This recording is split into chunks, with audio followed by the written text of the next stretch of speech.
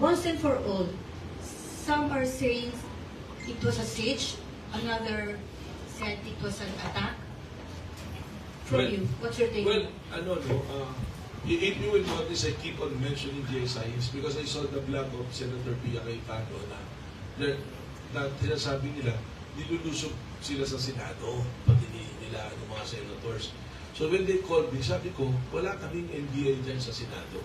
Then you have to be very clear with that, that the Senate is renting the building from GSIS, and it's one complex, and the building where GSIS offices is located, and the building where Senate is, yung offices ng Senate are located, magkaiwala yan. But the separation is only through a door. Tapos merong platform ng GSIS na So, pag makita niyo yung video, which I've seen already, sa GSIS talaga. That's why yung sinasabi na si NBI Director nagsisinungaling dahil sinabi niya walang tao sa Senado.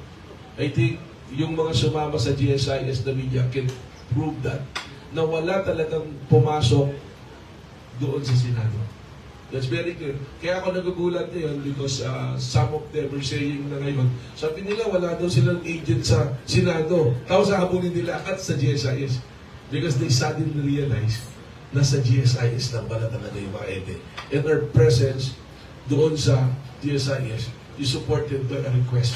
So we have legal cover, legal basis to be there kung bakit kami nasa GSIS. So, doon sa claim na stakes ba yan or attack, ganyan, sabi ko na kung siege man yan or anything, there's no siege. The Senate was never under attack. Ang nangyari ngayon, it's NBI who is now under attack. So, yun yung nangyayari ngayon.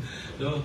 Pero, lalabas naman yan. And again, I don't want to, I'm sorry, Chi, that I cannot anymore comment which stage or a siege or attack.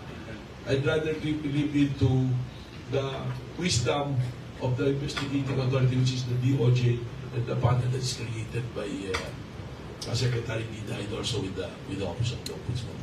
Also the CIDG, you can ask the CIDG, nandun